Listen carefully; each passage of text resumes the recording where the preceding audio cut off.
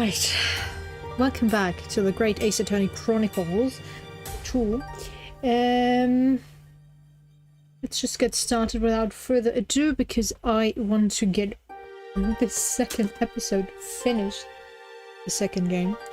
So yeah, let's change scenes and get started. Yes.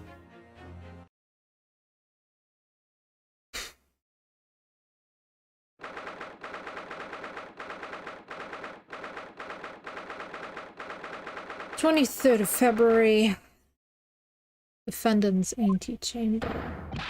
Joyful, jubilant jumping jacks. Oh, Mr. Natsume, I'm so pleased for you. Locum student Mr. Naruhodo Esquire and non-locum judicial assistant Miss Mikotoba Esquiress. Now, finally, at long last, there can be proof. Proof that I'm innocent and proof that my tea is innocent. Ah, good morning, my dear fellows. Ah, here, look, Sholmes. May you drink my tepid tea and fall forever silent. I thought the tea was innocent.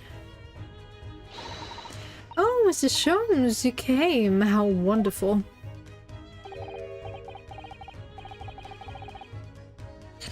Please, save your derision. I know what you're all thinking. Good morning, he says, when it's very nearly time for luncheon. Your scorn is written clearly across your faces. Nobody said or thought anything of the sort. The truth is, I was determined that today would be the day. As sleep seduced me last night, I thought, tomorrow, for once, I shall not oversleep. I'll rise early and be present in court to support my companions. Such spirited determination was a beauty all of its own, does it not? Has a beauty. Oh, yes. And then I began to muse on the subject. Why do people oversleep? I queried. Why, time after time, do they make the same foolish blunder? I overslept once. That's literally it. The other times, I was awake, I was just too lazy to get up. But I very seldomly come in late or miss anything because of tardiness or oversleeping. Especially if I have an appointment. My body is like, alright, we need to get up early. Let's get up 2 hours earlier than you actually need to, although you have your alarm clock set up. Because who needs an alarm clock if your body says you need to get up at 6 a.m? Alright, 4 a.m. you will be awake. Don't you worry. Yeah, that's how you don't oversleep. And are tired constantly. But luckily I don't have any appointments early in the morning these days. So yeah, good for me. But yeah, the only appointment I slept through was a dentist appointment. It was set for 9 a.m. I believe. And I don't know why, but I stayed up to like 4 or 5 a.m. think because of gaming. Fell asleep and, well, slept like a log until 9:30. I was like, shit, I need to get to my appointment. So oh no, it was 15 minutes after 9. I got ready in a rush and went to my appointment, but they were like, nope, you're too late, we're sorry, you'll have to pay a fee for, well, lateness and reschedule. Yay. Although there would have probably been enough time to actually get me checked out. But hey.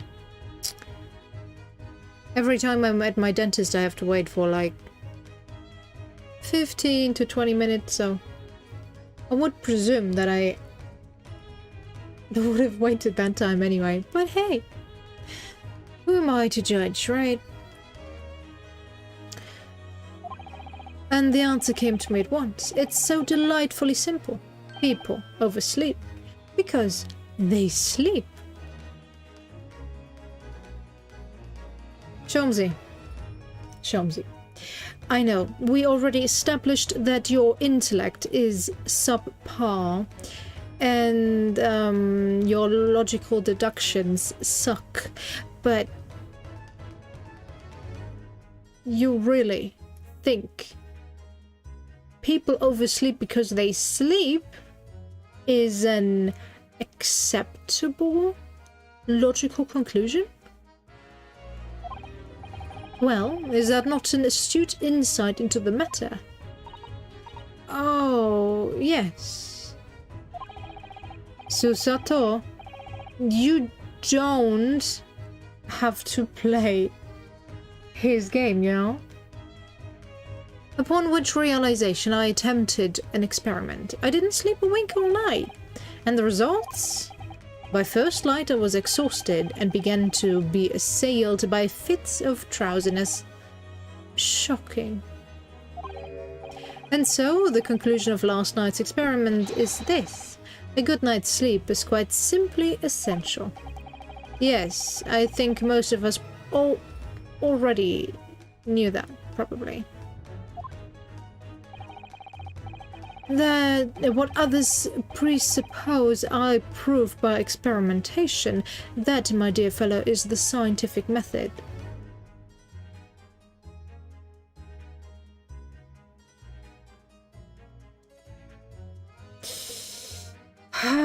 Yes and no.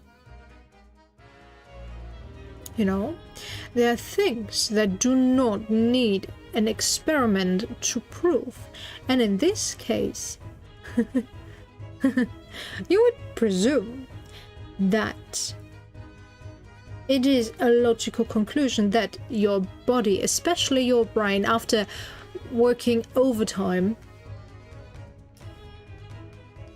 would need a break in form of sleep. Ah, yes, and one more thing. Do you remember this? Ah. Yes, of course. It's the poison that Miss Green was about to drink at the hospital yesterday. Oh, you didn't manage to... It was a laborious task as the bottle was near empty, but such inconveniences do not hinder Sholmesy. I managed to confirm that it contained strychnine. So I was right. Perhaps, though of course such circumstantial evidence doesn't prove Miss Green's guilt. Circumstantial evidence is proving Soseki-san's guilt, though. There is no conclusive evidence that points to him being the murderer. Although he's not attempted murderer. But they're not letting him go. But in her case, she has the poison that was actually used in the crime. Well, I don't think Soseki-san has anything that contains strychnine. And yes, of course, he could have taken the bottle with him and got rid of it somehow, but they would still need to find that bottle of poison or something else that clearly identifies him as the murderer, and they don't have that. So this circumstantial evidence would be able to prove Miss Green's guilt as long as I'm the defendant. I'm the defense lawyer for her. You know. If Van Zieks can say, Soseki-san is guilty because he was the last person with Shemspeare. And he brought tea, which was apparently the last thing that passed Shemspeare's lips. Although they don't have proof that there's poison in the teacups or in the tea.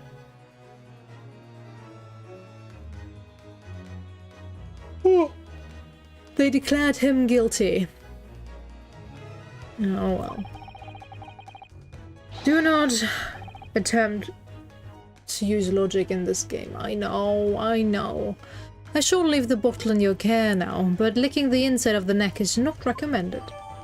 The bottle of poison has been entered into the court record. Ah, could I have a word?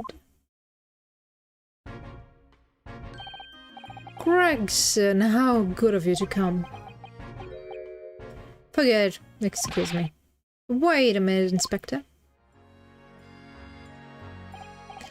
I don't wish to make a nuisance of myself. From the look of your face, I'd say it's someone else who you think is making a nuisance of himself. My dear Inspector, please, speak freely. Pretend that I'm not here. Believe me, if I could do that, life would be a whole lot simpler for me. Do you have the results, Inspector, or of the investigation of Mr. Shemspeare's room? Not yet. Shouldn't be long now, though. No, I'm here for something else. The dead convict, actually. Oh, you mean the man from this newspaper article we discovered yesterday in Shemspeare's room? A man by the name... Ah, yes, Selden. I went through the archives at the yard and dug out the Fellows file. There's something in there that, well, it caught my eye. Something caught your eye. What, Inspector? What? I've copied out the relevant... The capital offenders file has been entered into the court record. Scotland Yard's file about the convicted criminal Selden that includes the newspaper article about him dying of illness in prison. These documents, I shall read them now. Do wait for a second. Investigative findings related to Selden. 18 counts of burglary, 6 counts of suspected murder, died of natural causes whilst in prison, his final moments witnessed only by his cellmate. The estimated £1,000 worth of loot he stole remains unrecovered. Condemned criminal dies of natural causes in prison. Manchester's Strangeways prison announced the death of convicted murderer and burglar Selden by natural causes in the early hours of this morning. He had been suffering with fever since the end of October. Alerted by the shouts of his fellow cellmates, medical staff arrived to find him already dead before his capital punishment could be carried out.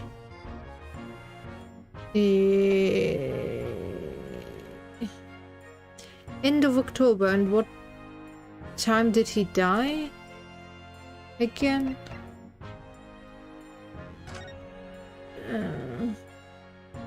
Okay, that's the same article. Great. Give me a date as to how long he suffered from fever. I know it's not relevant, but it points to bad journalism. Oh. So this is the poison we've been hearing so much about, strychnine. There are a few remnants of the on the bottom of the bottle here, look. You mustn't be tempted to try it. Of course not, as long as we don't lose this trial. No, even if we lose the trial. No, we mustn't lose the trial in the first place, Mr. Naruto. Make your mind up, Susato-san. Well, she made her mind up that we weren't supposed to die, no matter what, so... What else do you want? Okay, these documents. include the details that were in the newspaper cutting we found in Mr. Shamsby's room. I'll rearrange everything in the court record so we don't have duplicate information. Why are you giving us a copy of this important file, though? Well, you're the one who turned up the clue in the first place, aren't you?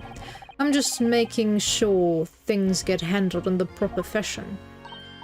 Oh, Scotland Yard's workings are so wonderful. Indeed, my dear fellow, and the inspector here is a shining diamond in its crown. A shining diamond in the rough, maybe. Look, I just don't want to be beholden to a lawyer, that's all. Counsel for the defense and the defendant.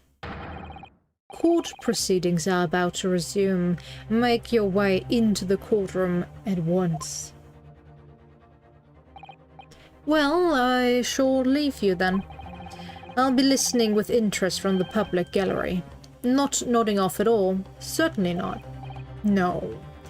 Thank you, Mr. Sholmes. I'm rather tired of seeing Mr. Moustache in floods of tears personally, so the best of luck to you. Locum student, Mr. Naruhodo Esquire. Yes, Mr. Natsume. It's time, isn't it? Yes, this is it. Miss Olive Green and Mr. William Shamsby, this is going to be the final battle.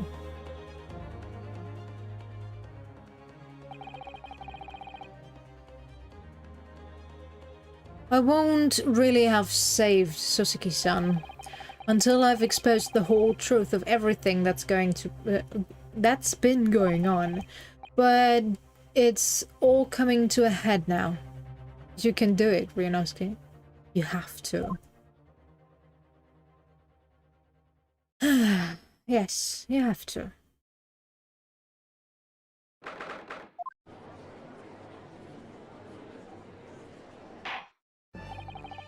In the name of Her Majesty the Queen, I hereby declare this court to be in session again now. Before the recess, we heard a most startling accusation from the defense. Namely, that the victim of the case we heard here only a few days ago is the true perpetrator of this incident. A reckless, rash, and prejudiced charge of wrongdoing, in my opinion, my lord. However, the prosecution has tried to extend every courtesy to this amateur newcomer from dubious eastern shores. Thank you for that backhanded consideration. I read the court assessment from the honourable British prosecutor, I must say.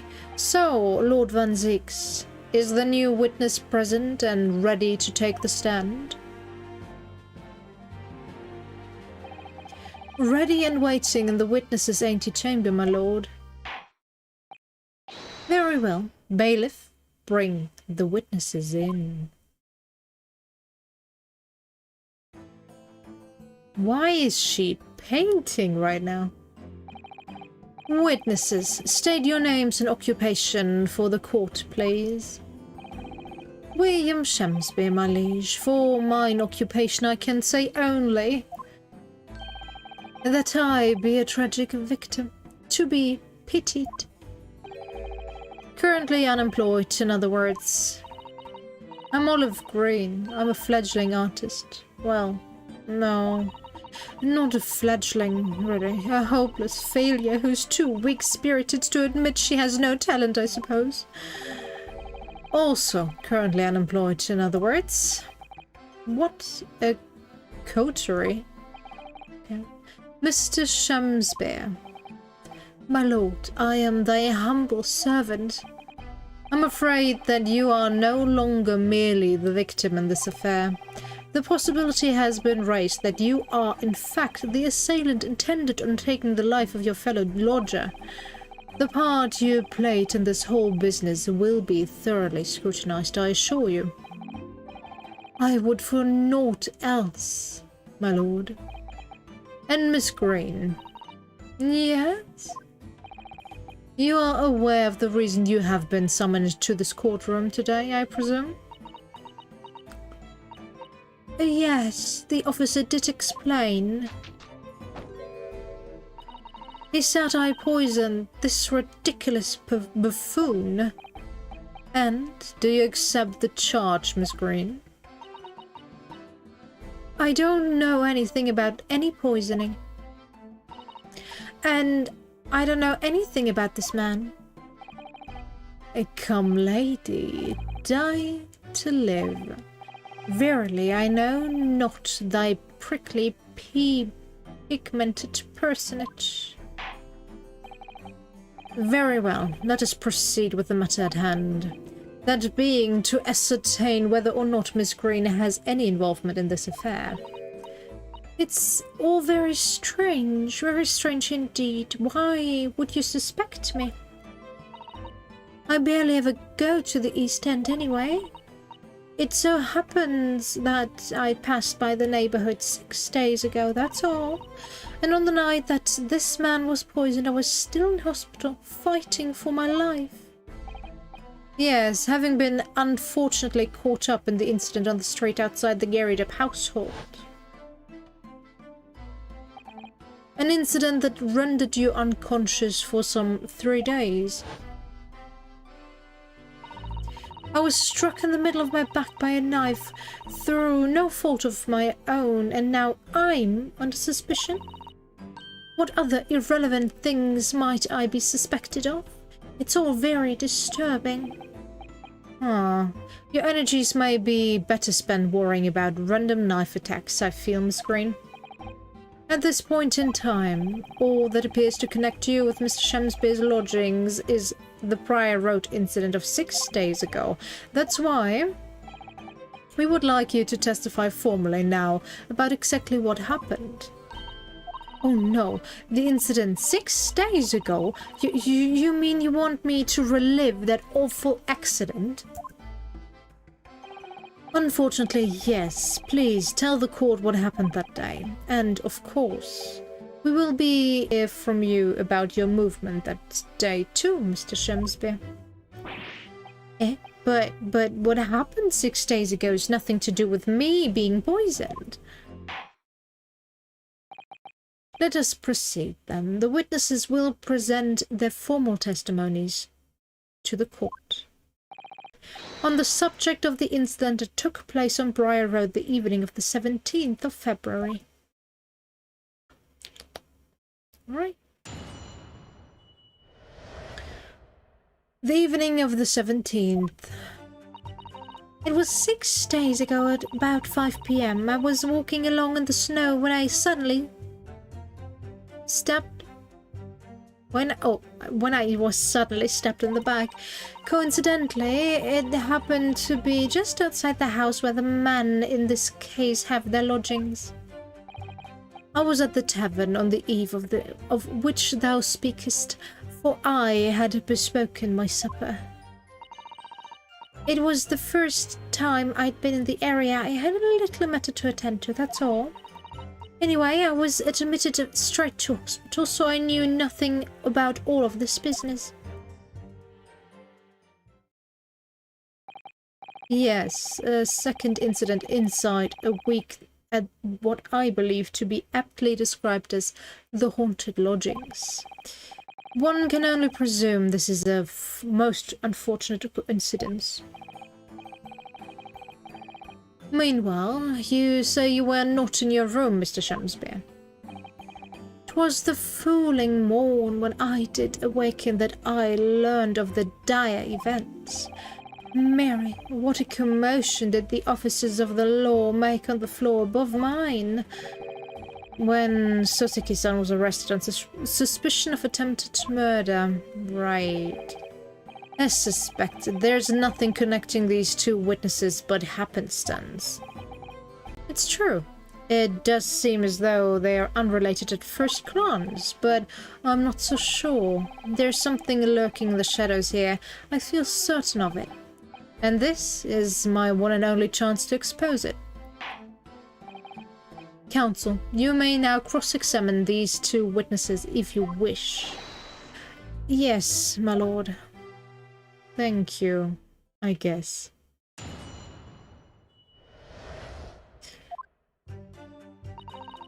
It was... right, let's press that. I'm well acquainted with the case. I'm sorry you had to go through that. It was awful. I still can't believe I was unconscious for so long, and I woke up to find that the case had been solved and the culprit arrested. Yes, the incident that has been resolved already. Perhaps it would help you to consider it a bad dream that ended with your awakening and should now be forgotten. Yes, I suppose so. Thank you.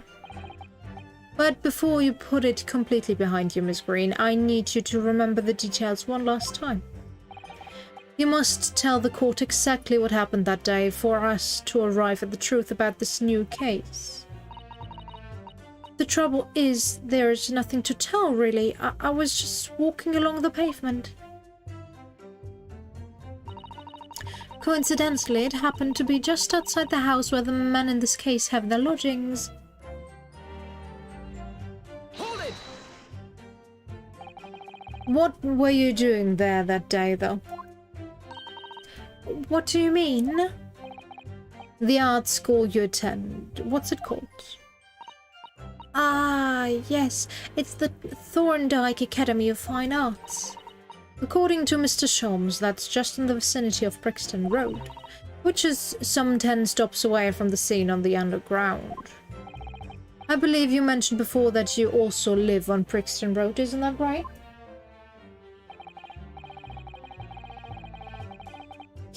So why, then, would you have been walking along Briar Road in the middle of the East End? Well, it's because, oh, yes, of course, I thought it might make a nice picture. The witness is a student of art. City-dwelling artists can't all paint grand urban vistas. That's right. I happen to like the crumbling look of that part of town. Perhaps quaint would have been a less grating term.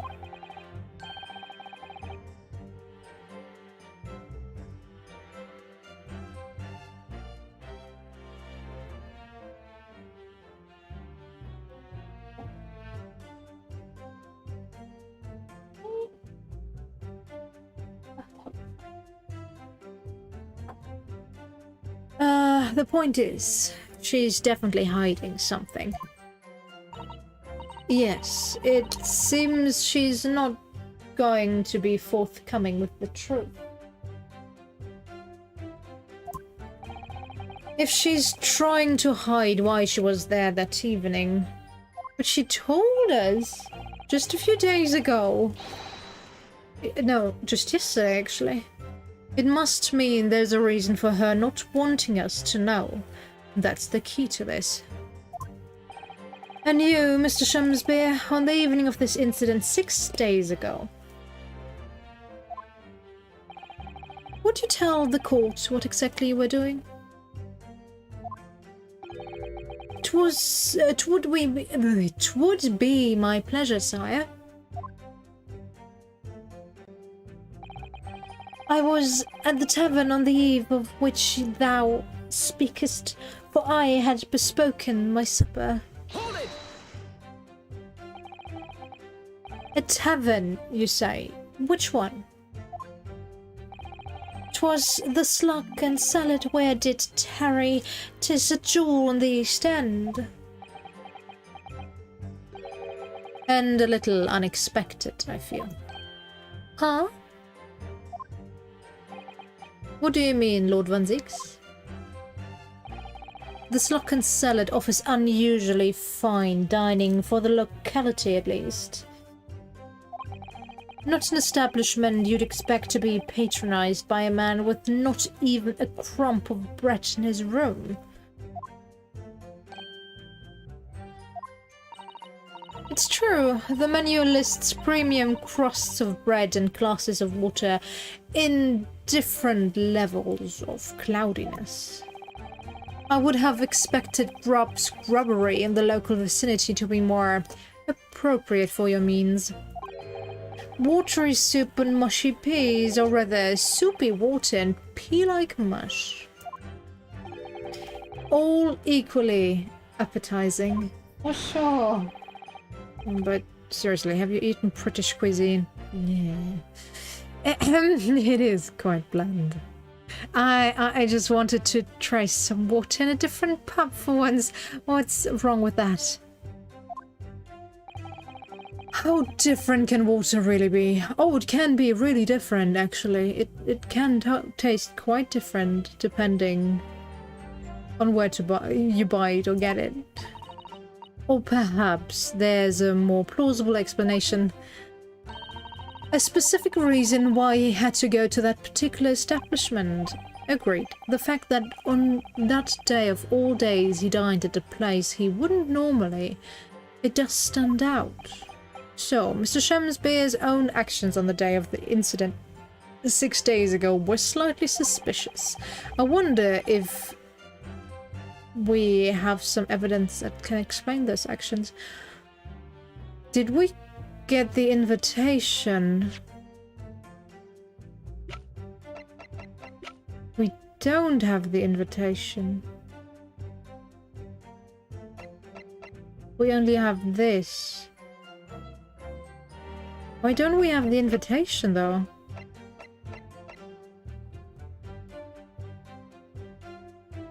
Oh.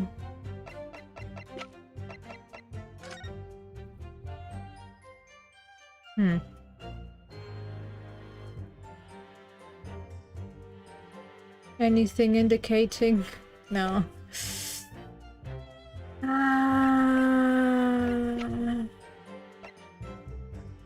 Handprint, hidden photo.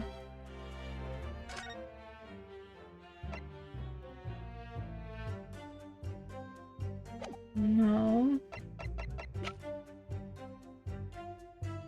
Do we have anything?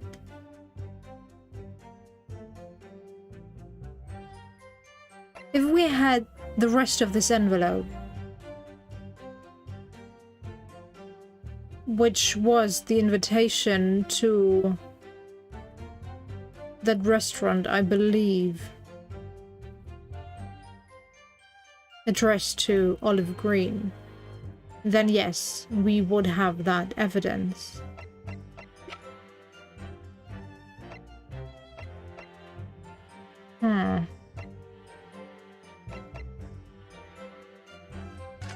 Is there something on the other side? No.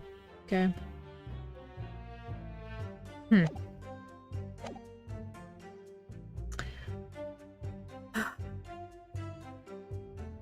No, not at the moment. I don't think so.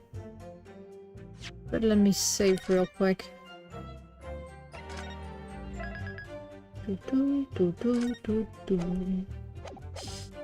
Alright, not at the moment.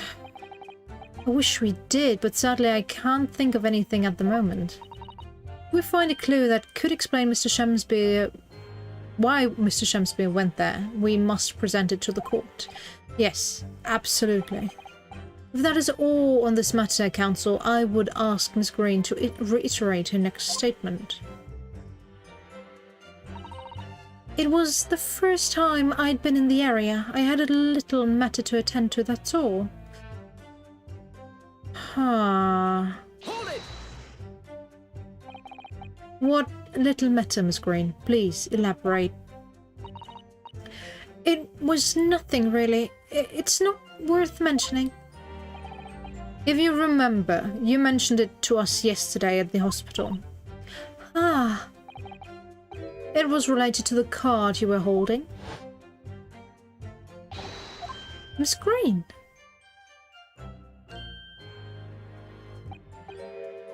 What was that? She clearly just hid something behind her bag. From memory, I believe the card contained a note that read, I have information regarding the death of Duncan Ross. What does that matter? This has nothing to do with Duncan. Well... Mr. Shumsby, do you have something to share with the court? To be or not to be? That is the question. Ah, pray forgive me. The great bard's word springeth from within me with a thought. Don't tell me it's because you're possessed by Shakespeare's spirit, right? Hearing Miss Crane's words a moment ago seemed to make you think of something. Something of relevance, perhaps. Well, nay, sire, it was nothing at all. Presumably you know the name, though. Mr. Duncan Ross, I mean. After all, you were both lodgers in the same house. I would if there were so, but sadly nay. Lodging be a lonely occupation, sire. My lodging fellows be rarely known to me.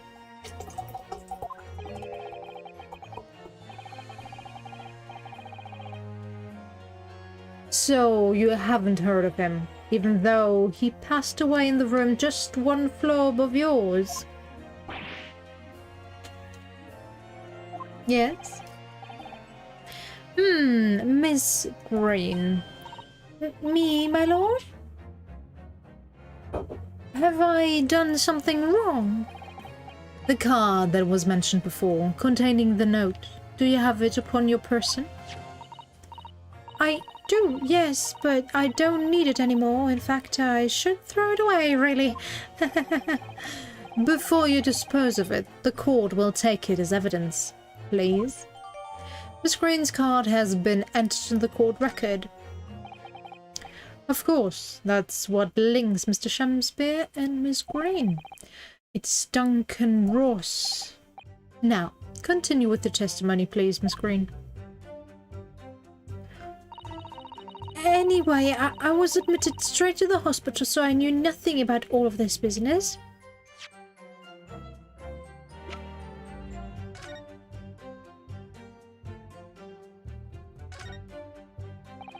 The envelope has been ripped open rather carelessly, hasn't it? Miss Green strikes me as the type to open correspondence more neatly than that. Ah, what is it? The way the envelope is torn, I'm almost sure I've seen the exact same shape somewhere else. Oh, you don't mean... Were you thinking of this piece of evidence, Mr. Naruhodo? Exactly, that's it. Try to match them up. Whee! It's magic! They go perfectly together. This torn-off end of the envelope clearly belongs with this card. The details of Miss Green's card have been updated in the court records. A note in an envelope that seems to have been ripped open rather roughly. The envelope fits perfectly with the torn-off piece found at the scene of the crime.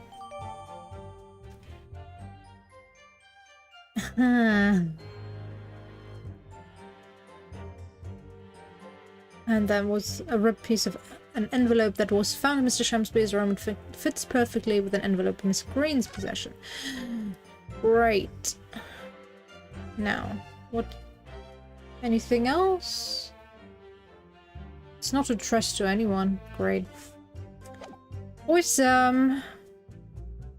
Okay, continue. Yes, you didn't regain consciousness until the day after the trial, did you? In the early hours?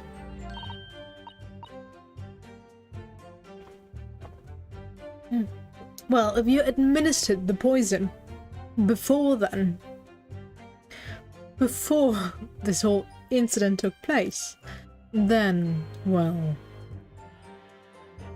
Exactly, so how could I have had anything to do with it? And yet, you still haul me in here to court like this, honestly. So, at the time of the poisoning, the witness was unconscious in her hospital bed.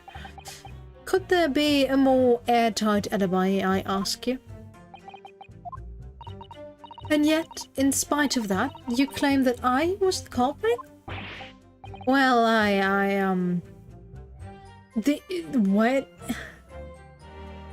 The poison does not have to be administered on the same day the poisoning takes place. What are you even talking about?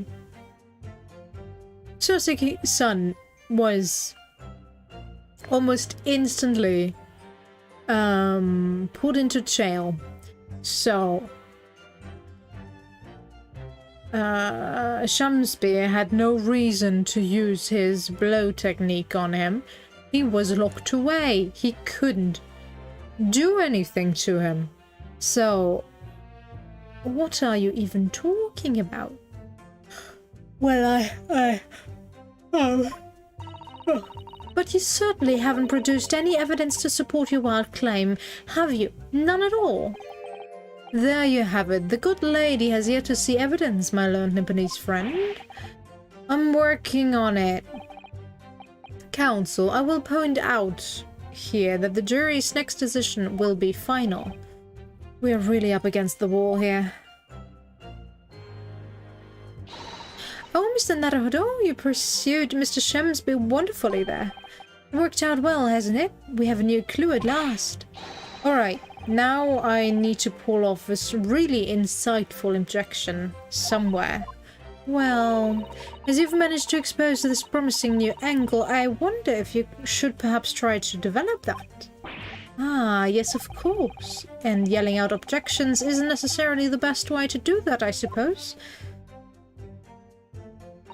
And we're gonna skip to... was it? No, was it this one? Was it this one? We're gonna skip through that real quick. Yeah, shut up. Shut it.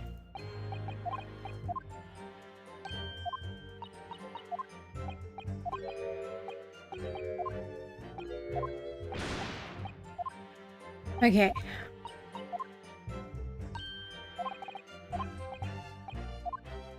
Yes. Okay, we're almost back. Yes. Alright. Let's save again. And then I'm gonna present the envelope. Mr. Shamspear. Yes, sire. On the day in question, is it not the case that you visited the Slock and Salad, a place you don't normally patronize, for a very particular reason? I don't know what you're talking about. Pray, if thou hast some purpose, speakest. Very well, I will present the court with evidence. Evidence that explains why you had to be at the Slock and Salad that day, namely. Take that! I believe this card reveals the answer. Good lord, Miss Green's card, you mean? That's right, my lord. It reads, I have information regarding the death of Duncan Ross. Come to Slock and Salad on Briar Road at 5 p.m. on the 17th. Don't tell anybody else about this letter or the meeting. It is a matter of utmost importance. Mr. Shamspear, your actions on the afternoon of Miss Green's stabbing are exactly as described in this note. Personally, I find it hard to believe that's a coincidence. Don't you, Mr. Shamspear? Well... Excuse me, can I say something? Yes, Miss Green. That card was delivered to me. It doesn't have anything to do with this odd man, does it? Well, you'd think so, yes, but it's hard to believe it's merely... My lord, may I? May you what, Miss Green? I'd like to make something very clear about that card. Very well then, you may amend your testimony. to include details about the peculiar note. This note was delivered to me at my address. It's nothing to do with the odd man next to me. Objection! The day before the incident, exactly 1 week ago now, this note was delivered to your address. And upon carrying out the instruction in the note, you found yourself in the hospital. Yes, I did. It's terrible. Everything that's happened to me. Yes, it is terrible. If it's all true, that is. What do you mean? Miss Green, have a look at this, please.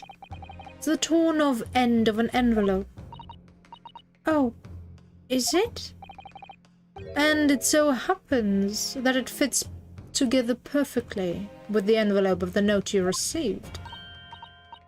Where did you find that?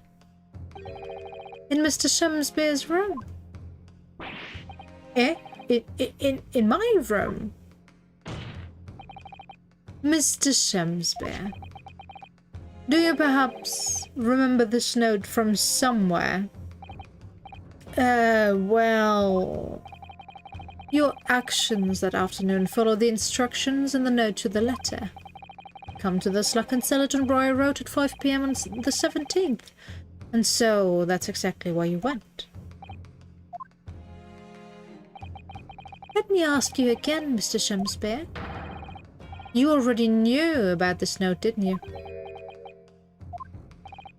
And you, Miss Green? What did I do? As this torn-off end of the envelope proves, the note was originally in Mr. Shamspeare's room. So how is it that it came to be in your possession? I don't have the first idea. I'm just a fledgling artist after all.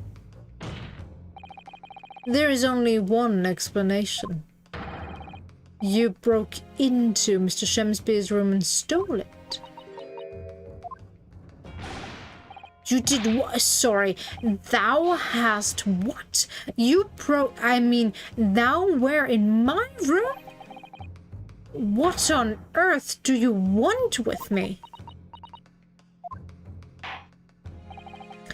It would seem that both witnesses need to testify again.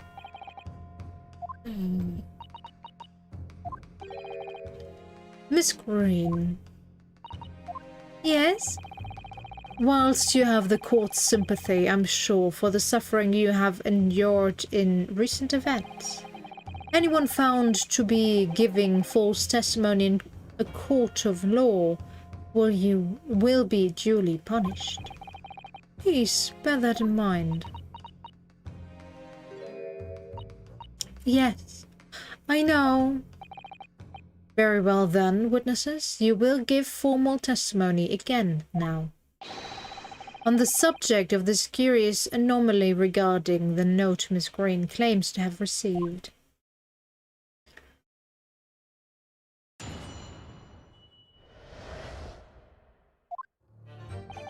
I do remember now, it was a week ago, peradventure, that note was delivered unto me.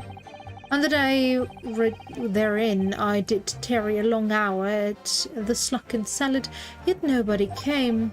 Thereafter, on the evening I shared the company of the Japanese fellow, I did see the note had vanished. I don't know what you mean. You think I snuck into this man's room, do you? Why would I? I can point out the villain here, and as for that torn-off piece of the envelope, I don't know anything about it.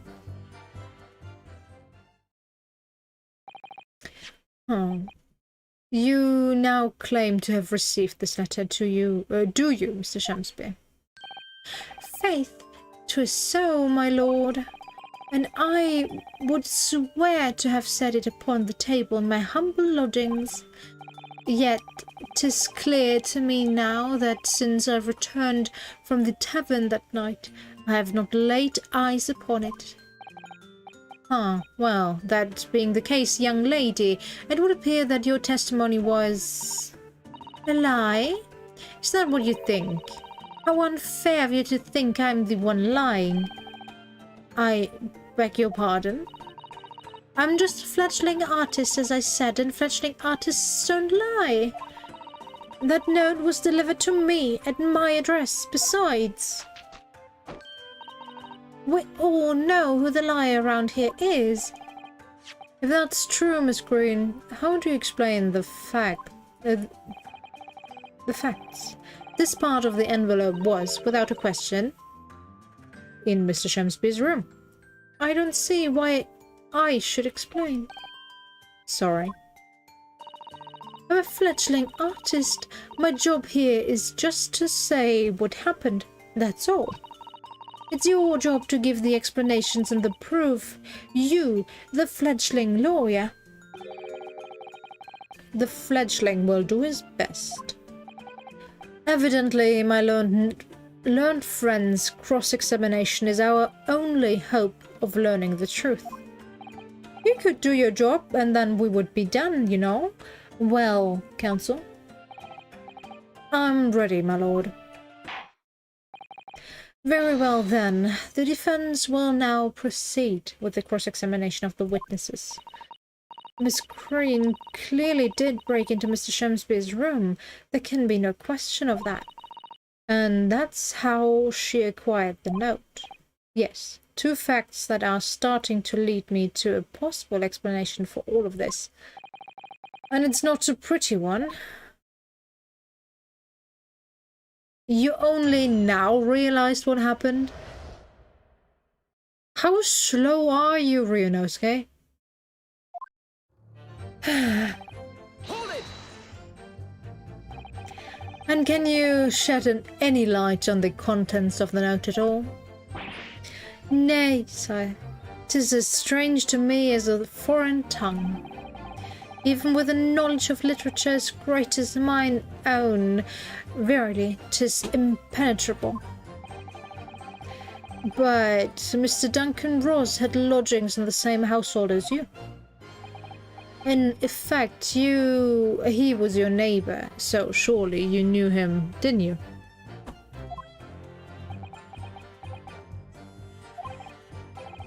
Alack.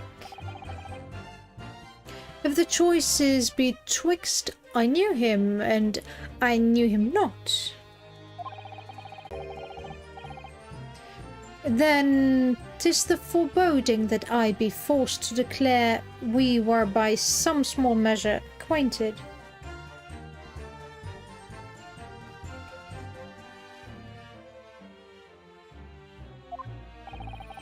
Despite your claims, though, you followed the note's instructions and went to the Sluck and sell it. Presumably that was nothing to do with your knowledge of literature? Marry, naught will have the better of me, sire, save for the lure of curiosity. So 'tis true, I was compelled by mine own eager heart to betake myself to the tavern. Yet in the end, my curiosity was not satiated. On the day writ therein, I did tarry a long hour at the Sluck and sell it, yet nobody came. Hold it! So, even after waiting for an hour, nobody appeared? Well, yes, sire. 'Tis as thou sayest.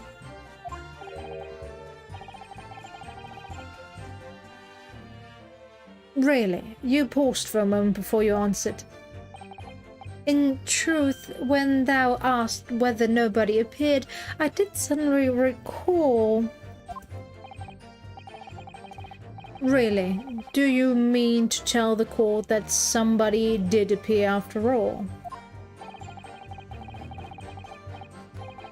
I was not alone that night at the Sluck and Salad, my lord. No, 'tis returned to me now. I did treat my lips to almost clear water and mine innards to a premium crust of bread. and all around me danced a great many companions. What do you mean? Flies, sire, flies! Good lord. In the name of Beelzebub, what were they? Fairies, perchance from a midsummer's night's dream, come to haunt me, taunt me. I think they were just flies.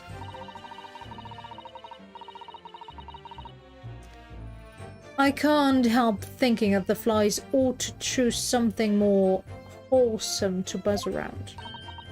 Is that wrong of me?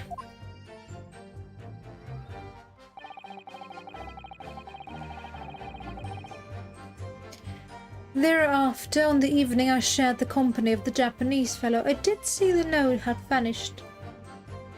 Okay. I don't know what you mean. You think I snuck into this man's room, do you? Why would I? Well... because of this? Yesterday at the hospital, we saw you with this bottle. And though the contents spilled during the course of our meeting, a small quantity remained. According to the defense's independent analysis, Mr. Sholmes's chemistry said, the liquid that was still in the bottle was identified as strychnine. What? Strychnine? The very same poison that afflicted Mr. Shamspeare? Huh? Miss Green, you broke into this man's lodgings for one reason, and one reason alone. Revenge.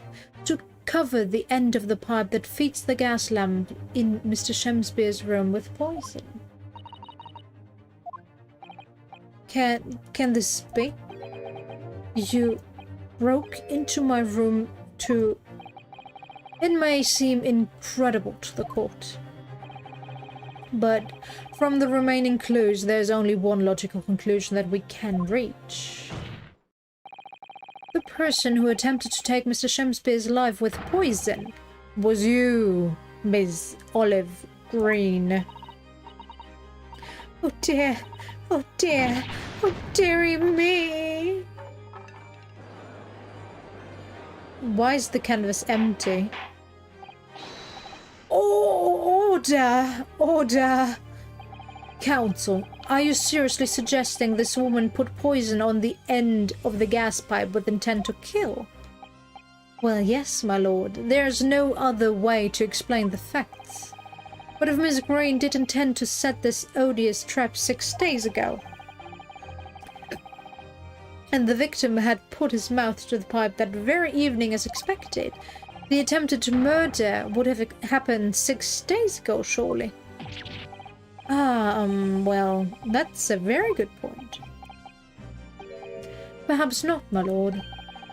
I beg your pardon? There was a significant police presence in the area that evening on account of the incident on Briar Road. Local residents were being interviewed throughout the night as part of the ongoing inquiry. A circumspect criminal would likely have chosen not to carry out any wrongdoings at that time. Lord Van Zix? And of course, the following morning there was more activity at Mr. Shamspeare's address. More activity? Ah, yes. You mean his fellow lodger, Mr. Natsume, being arrested on suspicion of murder? That's right. And as the defense has already proposed, Mr. Shamspeare was meddling with the gas in the pipe for a very sinister reason himself. To cause this gas stove in Mr. Natsume's room to go out, thereby asphyxiating the occupant. But once Mr. Natsume had been arrested, his room was under constant surveillance by the police. In the circumstances, Mr. Shamspeare had no reason to... What? No. Let me read that. No reason to blow air into the gas pipe. His intended victim being in a prison cell. With the need to tamper with the gas removed, The poison on the pipe lay dormant. And then, 3 days ago, the situation changed again. Right, Mr. Natsume's trial, which took place here at the Old Bailey, came to an end. The trial in which the man stood accused of stabbing Miss Green in the back, but was duly acquitted. That resulted in Mr. Natsume returning to his lodgings for the first time in 2 days. And that very night, his gas stove mysteriously went out. Mr. Shamspeare was mysteriously poisoned. In conclusion, the poison that was present on the mouth of the gas pipe had been put there in the victim's room some 4 days earlier. Mary!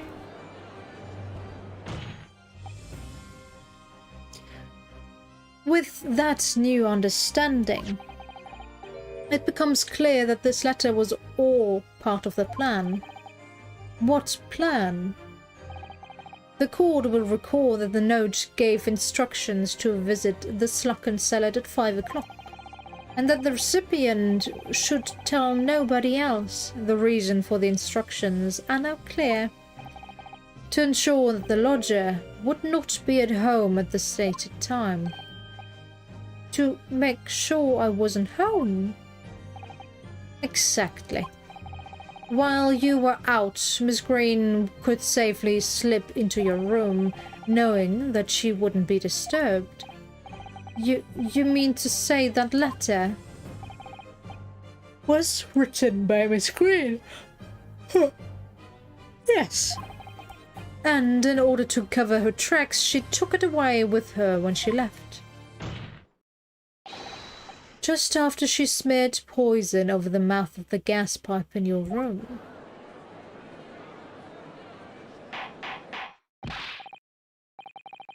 Order! Order! What do you have to say for yourself, witness?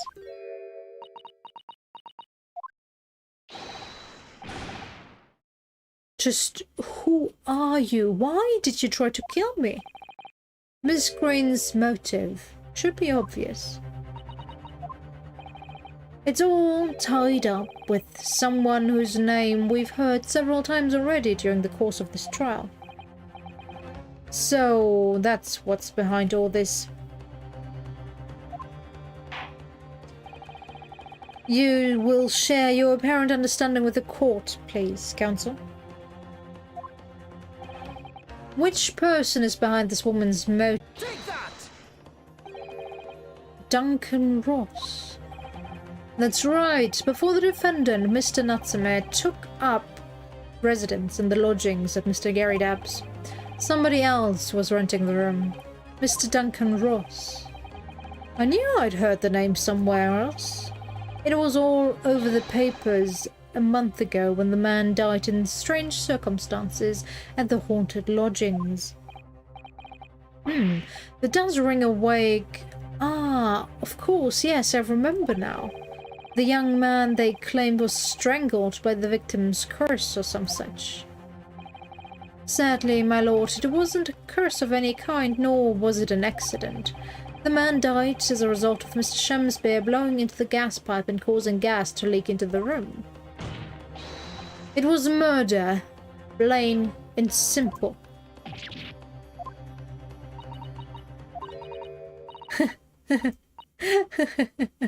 Well, what do you know? The world is so unfair. Curses, cures, deaths. That's all people care about. If it's an interesting story, they want to know. If it doesn't cross their minds that real people are involved. And once they're bored, just 1 month later, once the story's lost its appeal, everyone's forgotten him. You mean you... Duncan was... Mr. Ross was Miss Green's fiancé. Fiancé? You may not have known until now who Miss Green really is, Mr. Shamspeare. But she's known exactly who you are all along. Because You're her sworn enemy, the murderer who took the life of the man she was to marry. Marry? Miss Green, is it not the case that in order to exact revenge on Mr. Shakespeare, you smeared poison over the end of the gas pipe?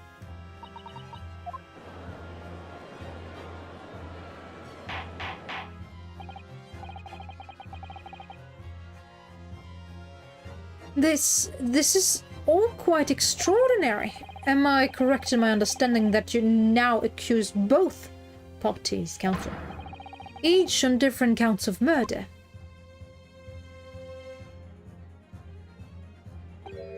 Yes, my lord, that's correct. Objection.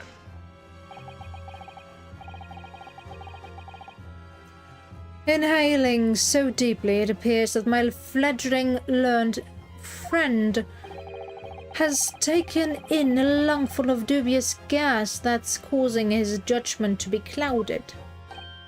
What? Why would Mr. Shumsby have wanted to kill these lodgers, as you say? You have completely failed to prove a motive to substantiate your accusation against the man. Yes, that's right, Mr. Reaper, my liege. I have been slighted. 'Tis lies, all lies. I deny every utterance. And you'll have to forgive me, Mr. Naruhodo, sir.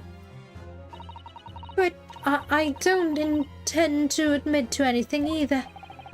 Miss Green, I'm sure you'll think I'm very rude, but I'm not going to be sent to the gallows for the likes of this scoundrel. Objection. But you broke into the man's room. If you didn't do it to smear poison on the pipe, what was your reason?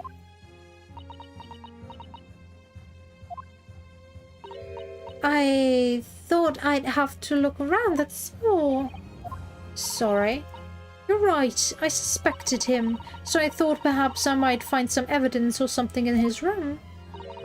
Evidence that it was him who took Duncan's life. Oh, villainess, oh villainy, oh tyranny, oh rotundity of woman. But in any case, whenever I leave my room, I do turn the key in the lock. That whole place is falling apart. The locks on the doors are no different. Duncan showed me once how to unlock the door with some turps and a piece of wire. Oh, awfulness, oh artfulness, oh tyranny, oh profanity of woman. We will consider your trespassing on some future occasion, but for now, tell the court what you found, what evidence your search revealed. Well, I spotted the note that I sent him lying on the floor. When I went to pick it up, I noticed something. One of the floorboards was loose, and underneath it, I discovered a secret hiding place. Yes, we also discovered that hiding place. Inside, we found a newspaper cutting, a photograph, and an empty tin box. Ah, yes, well, the thing is, when I found it, the box wasn't empty. What? There was something in it? Yes. This rather nice key. Okay. Ah. What are you doing with that? What the? Every ounce of color has drained from his face. Give it here. Give it to me now. It's mine. I inherited it.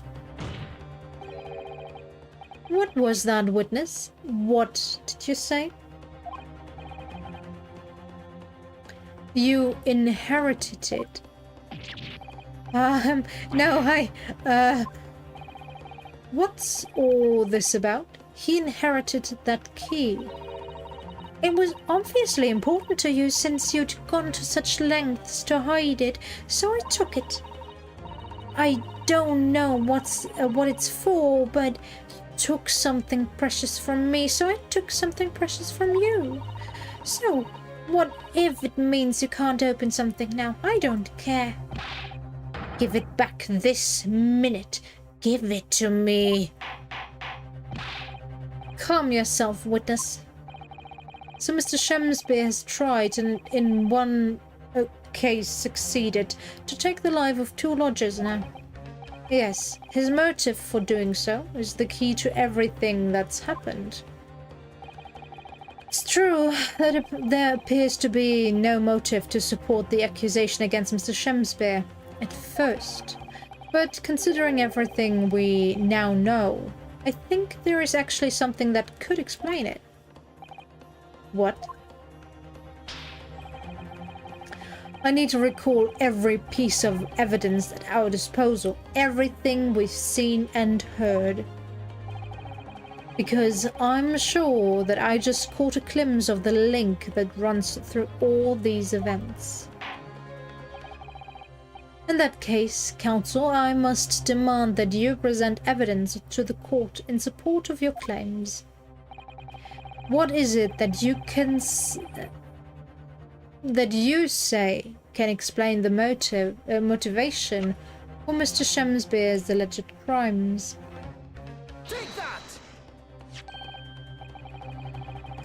That's an official police report, is it not? The Selden file? How did you get hold of that? Selden? The now sadly deceased Mr. Ross and the defendant Mr. Natsume have only one thing linking them. The fact that they had lodgings in the same room.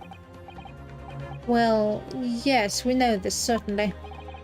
A room that was formerly occupied by Selden.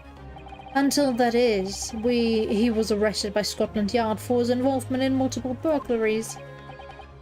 Oh, I see. And it so happens that the convict Selden left behind one very substantial mystery when he died. The some £1,000 worth of loot that he stole, which as yet remains to be found. Ah, yes, of course, it's coming back to me now. It's written in this file here. £1,000 lost en route to hell. That was how the papers summed it up. And it seems that one particular fellow inmate was with the convict in his final moments. It's not hard to imagine Selden entrusting that inmate with his most closely guarded secret. The location of the stolen loot, and perhaps a key to unlock whatever container the valuables were in. Mr. Shamsby, it was you, wasn't it? You were the capital offender's side, at the capital offender's side when he died, weren't you? What are you talking about? 'Tis a false charge, I tell you. A false charge. The name of the inmate who was with Selden at his death isn't noted in this file, but a simple telegram to the prison where he died would quickly tell us how false the charge really is. But even if it's true, why would the man be so intent on killing every subsequent occupant of the convict's lodgings? Are you really asking that, Judge? There's only one explanation for that, my lord. It was in that very room that Selden hid his loot.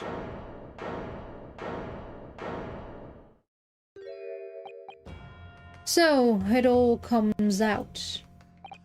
Yes, and having established that, all of Mr. Shamsby's subsequent actions start to make perfect sense. When he was let out of prison following Selden's death, he made immediately for Mr. Gary Depp's lodgings in the hope of renting Selden's old room. However, the retired army man was unable to offer him the accommodation for his choice. Wow, of his choice. Why can't I read anymore? Because Selden's old room had already been let to somebody else, Mr. Duncan Ross. Which is why Mr. Shamsby subsequently devised his gas-based plot to kill the occupant of the room. And when he was successful, he presumably intended to inquire about switching into the newly awakened room. Oops, sorry. However, a certain jittery someone had beaten him to it. Mr. Soseki Natsume, the defendant of this case, no less. So you decided to use the ploy with the gas again, didn't you, Mr. Shamsby? This time to oust Mr. Natsume. All for one simple and voracious reason. To get your hands on the 1,000 pounds of loot left behind by the dead convict. Ah, you...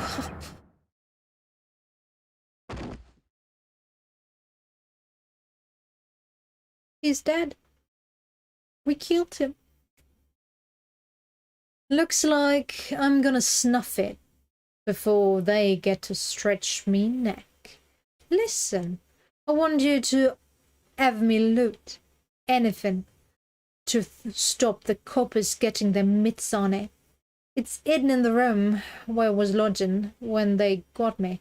Yeah, this is the key to it. Take it. Always stay on one step ahead, mate. See you now, I guess. Shamsby.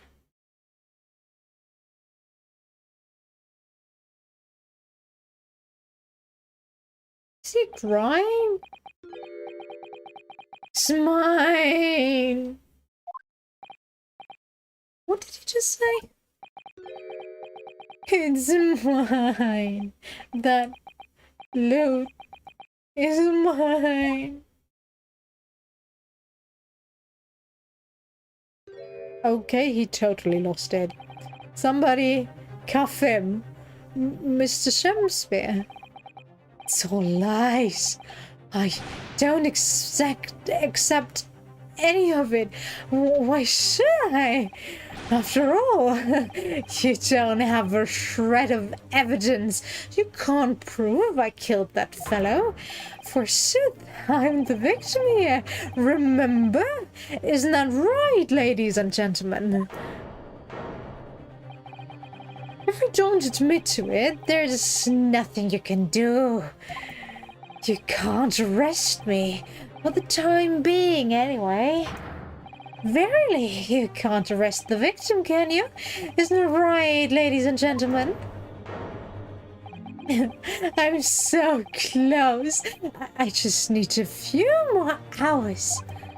I swore to myself that I'd get my hands on it, and I can almost taste it now. Do you really think I just give up? There's no question in my mind now. This man is guilty through and through. But he seems too utterly intoxicated by the idea of that loot. I'm afraid that however hard you press him, he'll never admit to what he's done, Mr. Naruhodo. There is a way. Pardon? There's one way I can finish him. No. He's already admitted to most heinous crimes to get his hands on that loot. Which means all we need to do is find it first.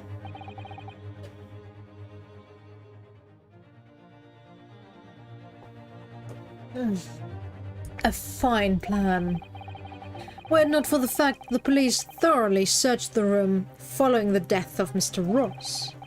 If it's there at all, it must be very well hidden indeed.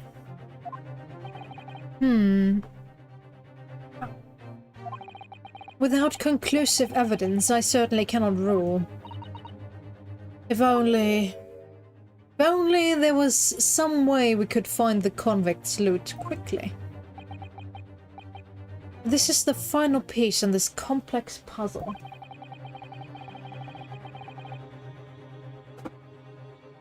But I think we might have it in our possession already. Or rather, I think we may well have something that can help us find where that loot is hidden. My lord. Yes, Counsel. The defense would like to make a proposal about how to find the late convict's hidden loot. I believe we are already in possession of something that could give us a clue as to its whereabouts. It's our last chance, so it has to be worth a gamble. Besides, we've used the same technique once already, and it definitely paid off then. Very well then, Counsel. Let the court hear your idea. What do you propose we can use in order to locate the hiding place of the deceased convict's hall? But we don't have that in our possession, do we?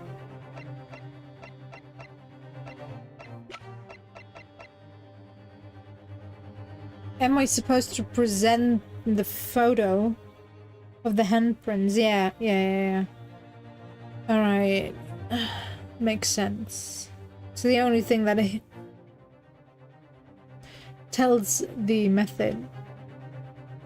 Take that! If I'm not mistaken, those are Mr. Shamspeare's handprints on the wall of his lodgings. That's right, my lord. Exposed as a result of the defense's independent investigation of the scene. Based on a wonderful new discovery in the fields of forensic science by the great detective Mr. Sholmes. A great detective? Is that some kind of joke? I would agree with you on that one. You know, he seems to be a great scientist, but a detective he is not. Sorry. I need to put something on the charger. Alright.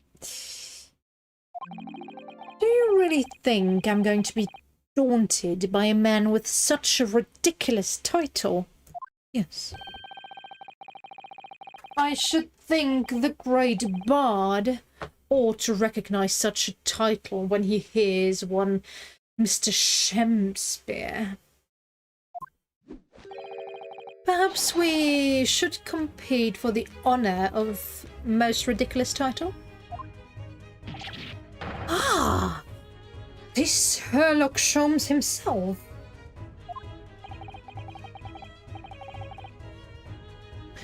What are you doing here, great detective? Your usual horns are the filthy backstreet. Ah, Mr. Reaper, it's been too long.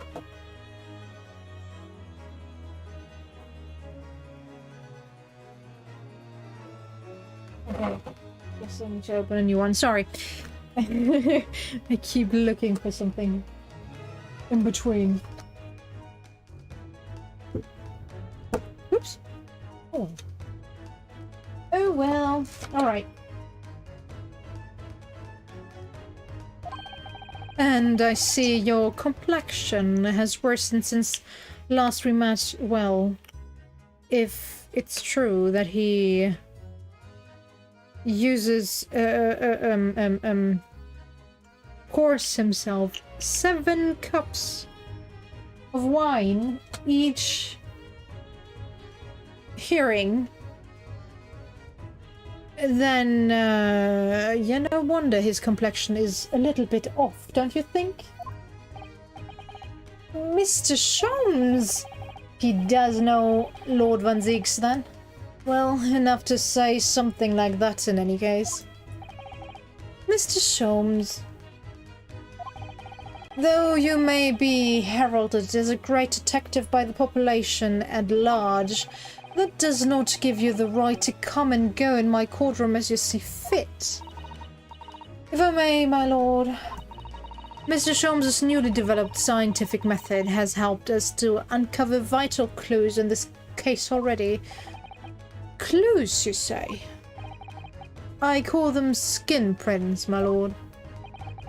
My method identifies every location touched by an individual under scrutiny. It's the method by which we were able to ascertain this gentleman's gas pipe activities. Ah. You need only a small sample of something the individual has previously touched to make an indicator solution. In your case, sir, I used the teacup you had been holding. Elementary. So now, Mr. Naruhodo. Yes? What are we to use as a sample to make the indicator solution this time? Well, it has to be the key, right?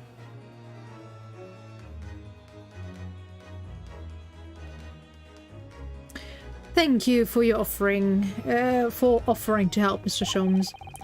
When the convict was arrested, he was living in what is now Soseki-san's room. We need a sample to help locate Selden's loot that's hidden in his old room. What form will the sample take?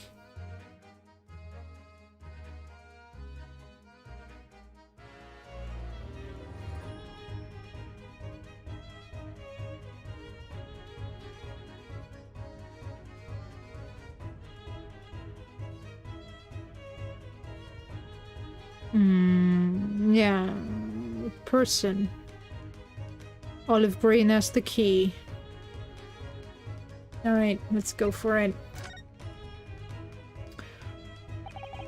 We will need something of Selden's in order to create the indicator solution to find his loot. And something the convict owned happens to be in the possession of somebody listed in the court record. Upon my word, Mr. Naruhodo, your powers of reasoning appear to be on the... So, which particular person do you have in mind? From whom can we obtain a possession of the late convict Selden to create the indicator solution?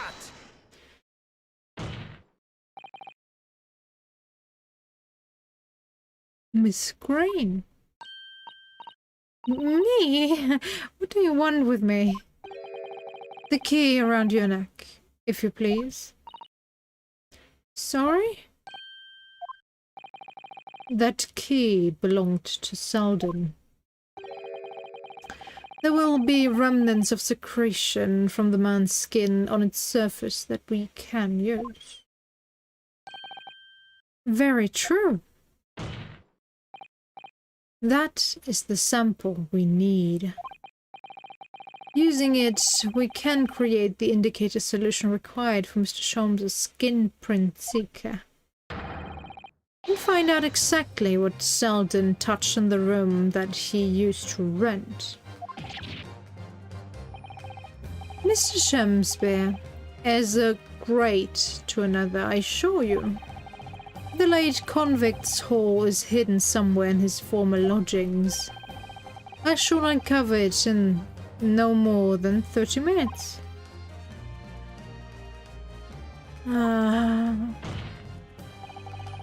So, Mr. Shamspeare, the truth is well within our grasp now, and as such, you will never get your hands on Selden's stolen wealth.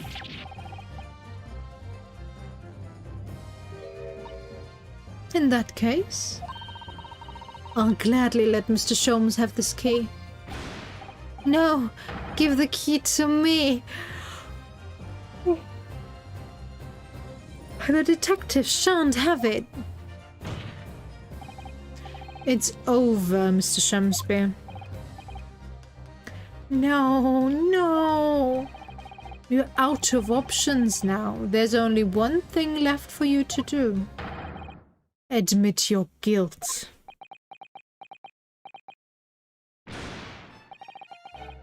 Oh, shameful despair, be thy name.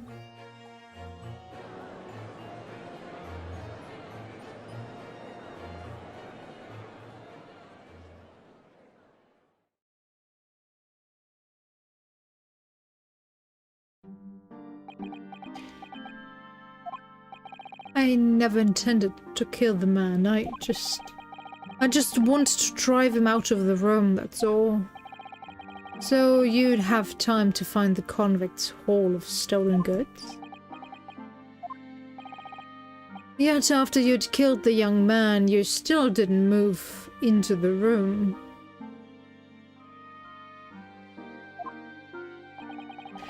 I asked the landlord, of course. I pleaded with him, but he refused. Why? I was 3 months behind with the rent, for one thing. Mr. Gary Depp really has had a lot to put up with. And he had the gas repair works done immediately afterwards, putting the room out of action for a while. And then this Japanese man swooped in at just the right moment to sign the new lease. Oh, Mr. Natsume, what unfortunate timing. Then, 5 days ago, after the incident on Briar Road when the Japanese fellow got himself arrested, I thought I'd finally have a chance. But it wasn't to be. No, the scene was sealed off and guarded by the police night and day. And if I remember correctly, Mr. Sholmes spent the whole day in there reading books. I couldn't even enter the room, let alone search for the loot. Which is why, on the day Mr. Natsume was acquitted and returned to his room, you once again tried your trick of blowing air into the gas pipe that feeds the stove in his room. Unbeknownst to you, however, that action would lead you into a deadly trap.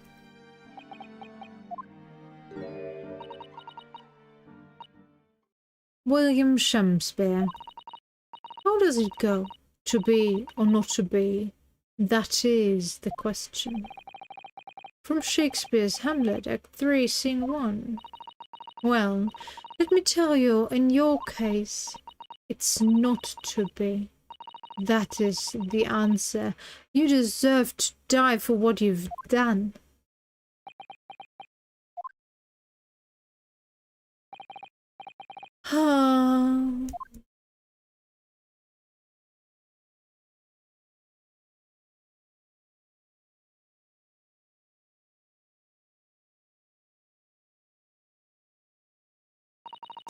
At first, I really did think it was just a terrible accident. I'll never forget our conversation the night before Duncan died. The gas supply in my new lodgings are a complete disaster, you know, Olive. The gas supply? Yes, the stove always seems to go out in the middle of the night for some reason. Oh, Duncan, please, don't stay there. I don't care how cheap it is. Alright then, if it's that important to you, I'll start looking for a new place. There are spare rooms at my house. Why don't you leave that horrible room tonight? No, I'd better not. We said we'd wait until we'd graduated before we told our parents, remember? But that was the last time we ever spoke. That very night, he fell victim to the gas. If only I'd known it was going to happen, I'd have insisted he left that horrible room that instant. But instead, all I've been left with is bitter regret. I stopped going to school, but something kept drawing me back to the house on Briar Road. I saw a stooped Eastern-looking man with a moustache coming out of the house one day when I was there. He walked up the road to grub scrubbery for some food, so I followed him and sat myself down next to him. He had some watery-looking soup and started to quarrel with the publican. The place is cursed, I tell you, cursed. The ghost of that convict who used to live there is trying to suffocate me. I wake up in the middle of the night freezing to death because the stove has gone out. The room is full of gas and I can hardly breathe, but the pipes have been checked. No problem there. It's like I'm the problem. That's what they think. But how could that be? Duncan was gone, and now this man had almost suffered the same fate. Could it really be a curse? Then I remembered a rumor I'd heard about how the gas companies go around investigating the gas installations. A rumor? Ah, you mean... Yes, everybody heard the stories, it seems, about how they go around checking their pipes. How anything connected to the gas can be extinguished by blowing air into the pipework.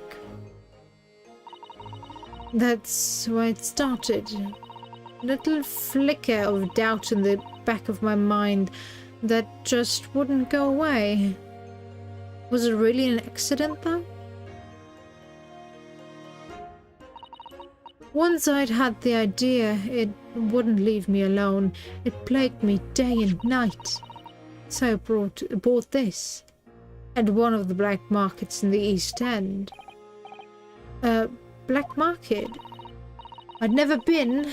I just heard people talk about them, and you really can buy anything you can think of there. In some ways, being able to get my hands on this so easily made me even more determined. I had to find out one way or another.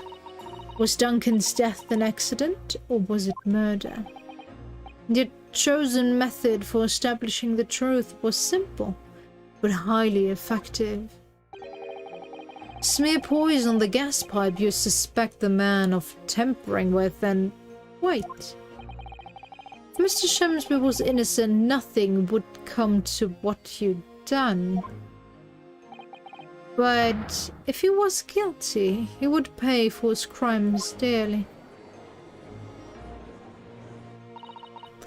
I found out the name of the man I suspected, William Shamsby, and then I wrote him this little note. I have information regarding the death of Duncan Ross. Come to the Slug and sell it on Briar Road at 5 p.m. on the 17th.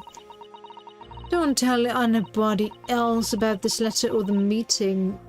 It is a matter of utmost importance. If he'd done it, I knew that would worry him enough so he'd be sure to go. So I waited to see if it worked. And of course, Mr. Shamsby followed the instructions to the letter. I worked out where the gas pipe was strayed away, so I smeared a good amount of the poison I'd bought all around the mouth of the pipe.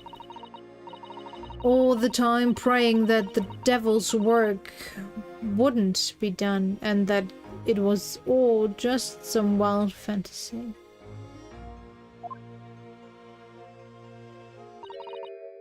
Actually, no. All the time praying that the devil's work would be done and that the culprit would get his just deserts.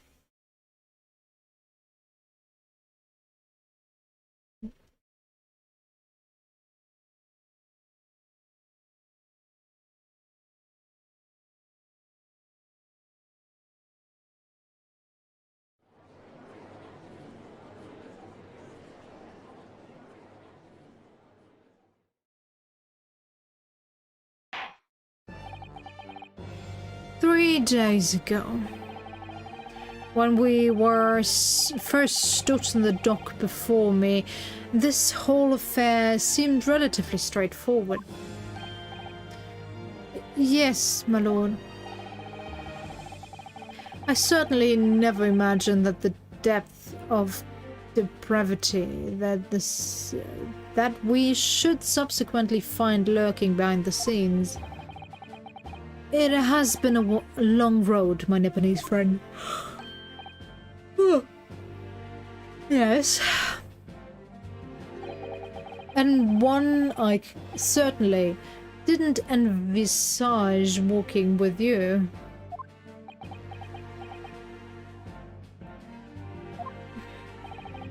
Nevertheless, together we have reached the light at the end of the tunnel, as it seems, as it were. Miss Green. Yes, my lord? You will henceforth be stripped of your freedom as punishment for the attempted murder of William Shakespeare. Yes, I know. And you, Mr. Shakespeare, you will be trying for the murder of Duncan Ross in cold blood. And the amusement attempt to murder of Mr. Soseki. Natsume here present.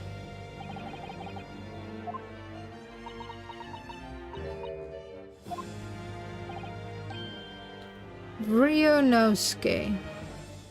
Yes? Yesterday, at the hospital, when you and your friends stopped me from ending your life by drinking what was left in the bottle. I wasn't myself. I can hardly even remember what was going through my head. To be or not to be, I suppose. That is the question that's so hard to answer, it seems. Well, personally, I'm glad.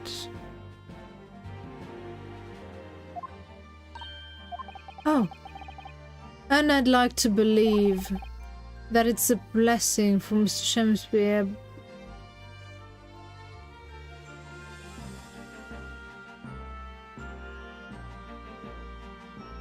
Yeah, wow.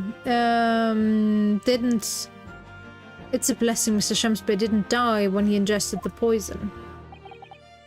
For your sake, at the very least.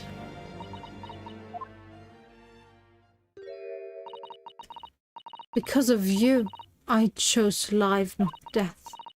And now you've made the truth come out at last. Really, I can't thank you enough. Oh, Miss Green. Mr. Soseki Natsume. Yes, my lord. The court declares that you are exonerated from all blame in this matter. Accordingly, I would call upon the ladies and gentlemen of the jury to present an agreement. Yeah. Right, my lord. In that case, I hereby...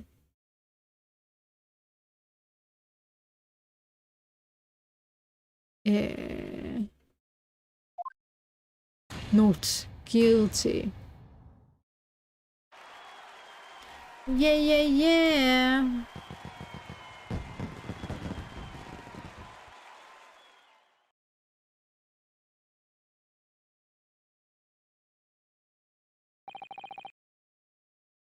Court is adjourned.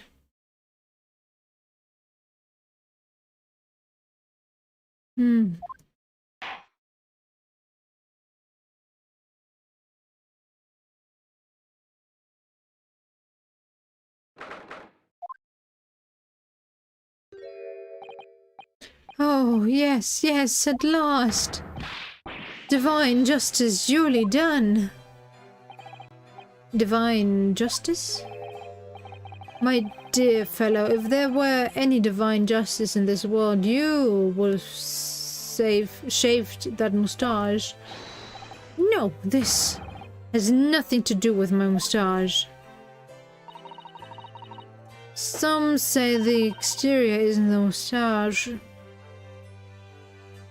A mysterious, a luxuriant moustache is a sign of physical progress, Mr. Sholmes. Look, I'm steward Mr. Naruto Esquire once again. You've saved me. from doom. I'm very happy to have been able to help Mr. Natsume. Congratulations on your acquittal. You're second in almost as many years. I was first acquainted with and gained affection for literature, English literature to be precise, whilst in our great company empire, great homeland empire, wow. And then, by a twist of fate, I was brought to the land that bore the fruit of that literature.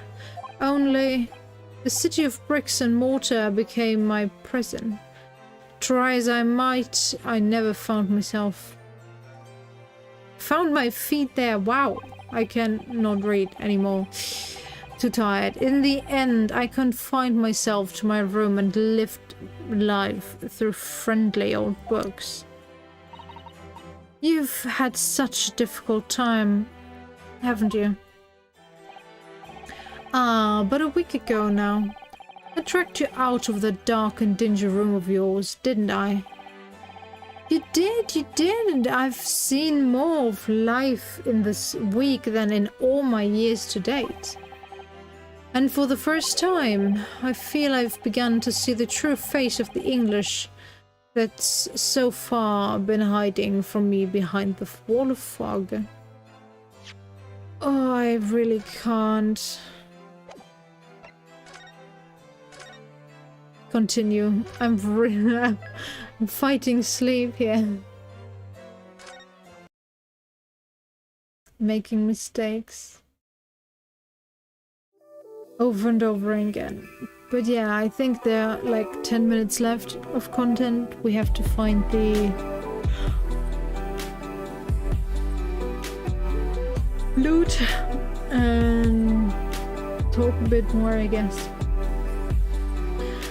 We can do that at the beginning of some other trial, some other game. Wow.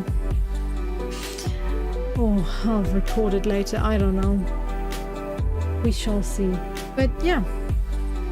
Thanks everyone who stopped by. Take care. Bye bye. I need sleep.